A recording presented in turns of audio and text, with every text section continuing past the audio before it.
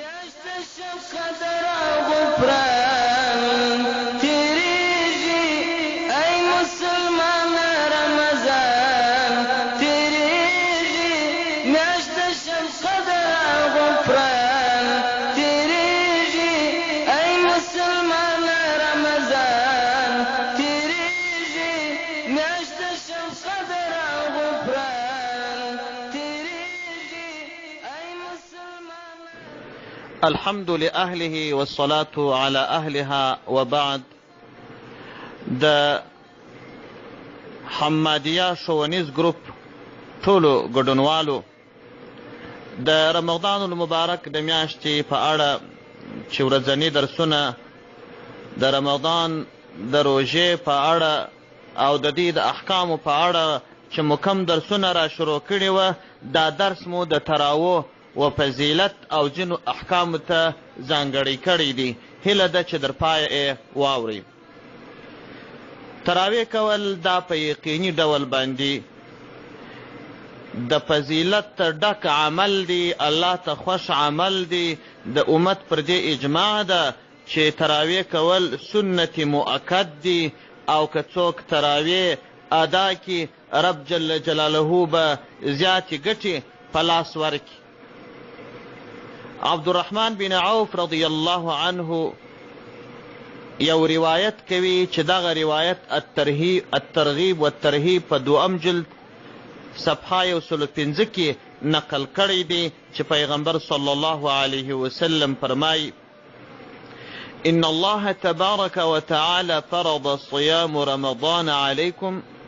وسننت لكم قيامه فمن صامه وقامه ایمانا واحتسابا خرج من ذنوبه كيوم ولدته امه. پیغمبر صلی الله علیه وسلم فرمایي وای رب تبارک وتعالی د رمضان المبارک د میاشتې روژه پر تاسې باندې فرض ګرځولې ده، او ما د دې میاشتې قیام یعنې تراویح پر تاسې باندې سنت کړي دي. یو څوک چې د ایمان او د ثواب د یقین سره د دې مبارکې میاشتې روژې ونیسي او دا تراویح وکړي، رب جل جلاله به یې د ګناهونو څخه داسې پاکي لکه په کومه ورځ چې مور زیږولی وي، د ده پر ذمه هیڅ ګناه نه وي. که یې دغه میاشت روژه ونیول، تراویح یې وکړې، داسې به د ګناه څخه پاک سي. دا یې فضیلت دی. او رد محتار په 2 جلد صفحه 650 کې رانقلوي وای تراویح سنت مؤکده دی، او که چیرې یو چا بې له ضرورت قصدن پرېښودلې ګناهګار کیږي. خو دا خبره دې یاده وي چې یو د تراوح جماعت دی، یو د تراوح ادا ده. تراویح په جماعت کول سنت مؤکد کفایي دی،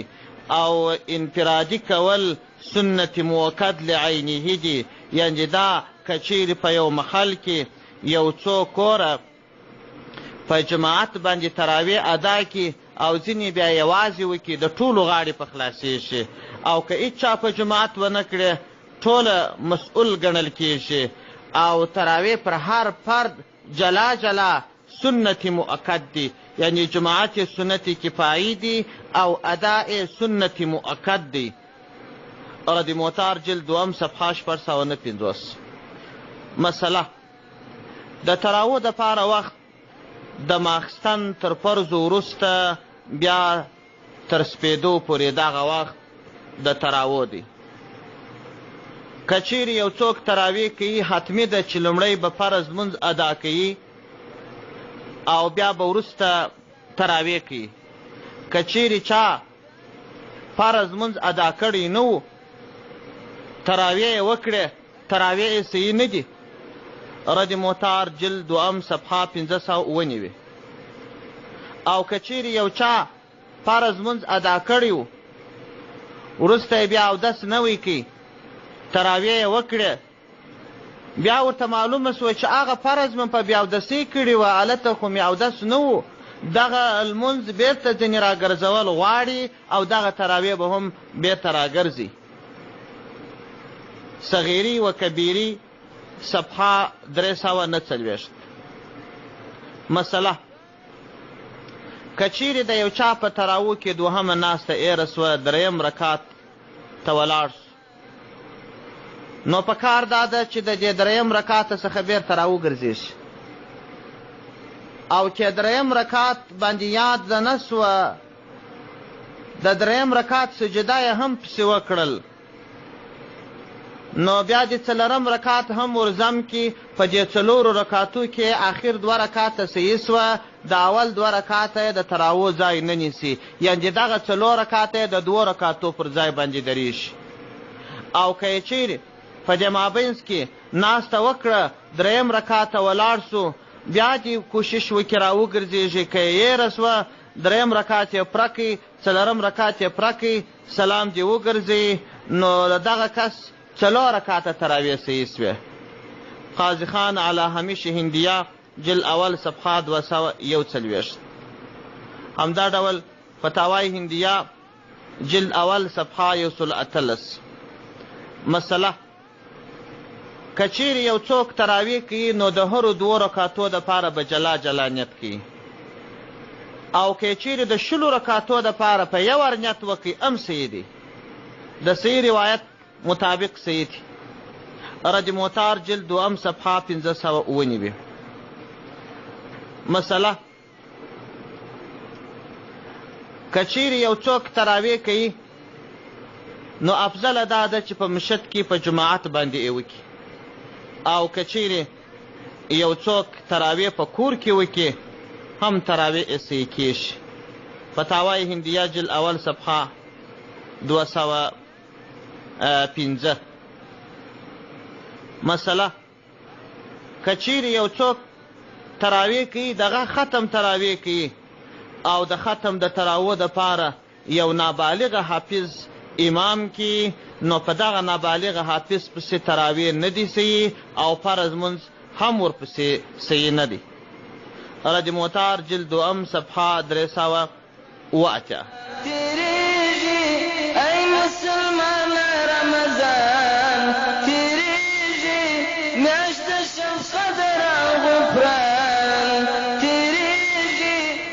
مسله بعضې ځایو کې دا عادت دی چې تر هرو څلورو رکاتو وروسته ذکر کوي، یا داسې تسبیحات وایي چې هغه مشهورې تسبیح دي: سبحان الملك القدوس، سبحان ذي الملك والملكوت، سبحان ذي العزة والعظمة والهيبة والقدرة والجلال والجمال والكمال والبقاء والثناء. دې ته ورته داسې الفاظ دي یا دغه کلمات یا نورې کلمات تر هرو څلورو رکاتو وروسته وایي. دغه کلمات ویل دا مستحب دي، که یو څوک لازم وبولي بیا نه دی جایز، او که څوک پټه خوله کښېني هم جایز دي، که درود شریف ووایي هم جایز دي، که څه تلاوت وکړي هم جایز دي، که دغه مشهورې تسبیح ووایي هم جایز دي، خو پر ځان به یې لازم نه بولي چې په دغه مکان، په دغه ځای، په دغه وخت کې دغه فلان خاص تسبیح ویل پکار دي. که دې دغه تسبیح ونه ویلې نو بیا د هغه ثواب لاسته نه راځي. داسې نیت نه، بلکې عمومي ذکر کول منع نه دی، خو لازمول یې جایز نه دي. رد موتار جلد دوم صفحه 598. او که چیرې څوک تر هرو څلور رکاتو وروسته دعا نه کوي، دغسې ولاړ سي هم صحیح دي. او که چیرې یو څوک دعا کوي: اللهم اجرنا من النار یا مجیر یا مجیر بالجمال محمد العربي قریشي مکی مدني صلی الله علیه وسلم، داسې دعا مشهوره ده. او یا دې ته ورته بله دعا کوي، منع یې نسته، خو که یې لازمه بولي نو دا بیا ثابته نه ده. یعنې دا چې دعا کول ثواب دی، که لازمه وبولي بیا جایز نه دی، او منع هم نسته. مرقات المفاتيح جل اول صفحه 366. مسأله تراویح کول یوازې پر نارینه‌و سنت نه دی، بلکې تراویح سنت مؤکد دی، د نارینه‌و لپاره هم د ښځو لپاره هم. ښځې به یې په کور کې انفرادي کړي، نارینه به یې په مشهد کې په جماعت کې. سنت کفایي دی د نارینه‌و لپاره جماعت، بلکې افضل دی. رد موتار جلد دوم صفحه 599. مسأله که چیرې یو څوک لمونځ یوازې وکړي بیا ورسې یو ځای تراویح ولاړ وي ورسې په هغه تراویح کې ګډون وکړي کولی سي څه منع نشته فرض یې یوازې کړي دي سنت یې یوازې کړي دي او تراویح په جماعت وکړي داسې یوه پیښه وشوه جایز دی لمونځ یې هم صحیح دي تراویح یې هم صحیح دي رد موتار جلد 2 صفحه 603 او که چیرې یو څوک تراویح یې نه یې کړي لمونځ یې په امام پسې نه یې کړی راسې لمونځ یې کړی دی فرض یې کړي دي چې راسې امام پر وتر ولاړ دی یوازې وتر په امام پسې وکړي صحیح دي منع نشته ورباندې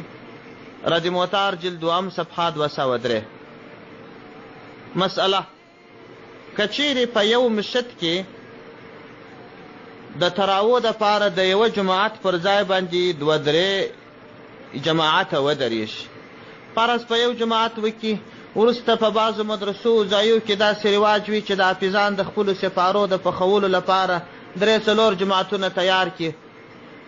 په مسجد کې دا جایز دی خو افضله طریقه دا ده چې جماعت یو جماعت کې زجاجة المصابیح جلد اول صفحه 364 بعضې ځایو کې داسې رواج وي مسئله ده چې په پیسو باندې یو حافظ تراویح ورکوي که څوک کم حافظ یوازې تراویح په پیسو باندې ورکوي دا جایز نه دی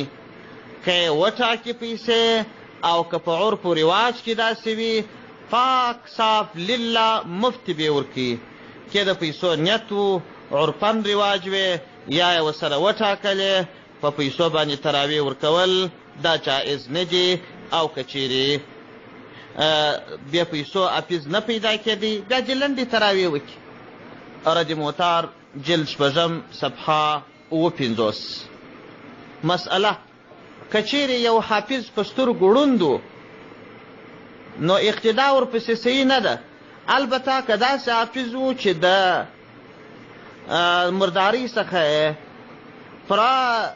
ځان ساتلی سوای په هغه پسې بیا اقتدا صحیح ده رسائل ارکان صفحه 98 مسئله که چیرې یو امام دومره تیز قرآن وایي چې دا حروف نه فهمول کېږي که څه خلک په دومره تیز قرآن و دومره تیزو تراویح باندې خوشحاله وي خو دغسې قرآن ویل ثواب نه بلکې ګناه ده فتاوای دارالعلوم دیوبند جلد 2 صفحه 209 مسئله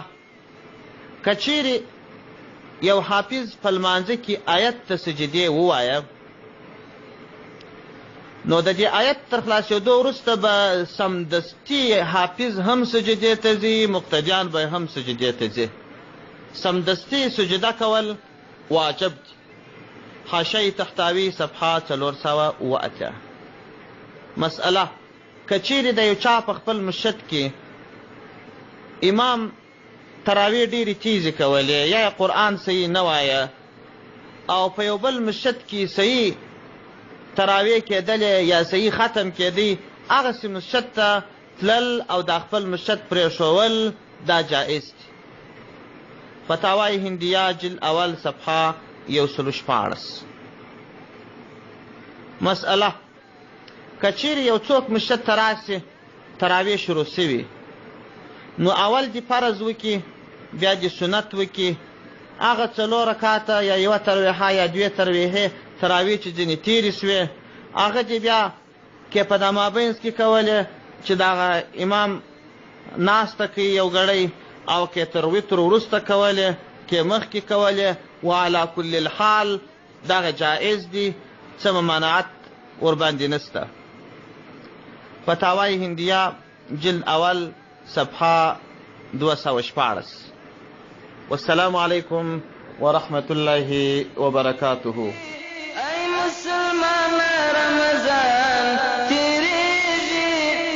یو لحظه در څخه تېره نصیب یو لحظه در څخه تېره نصیب دا یو فرصت دی د احسان تیریږي دا یو فرصت دی د احسان تیریږي ای مسلمان میاشت شب قدر غفران تیریږي ای مسلمان رمضان تیریږي میاشت شب قدر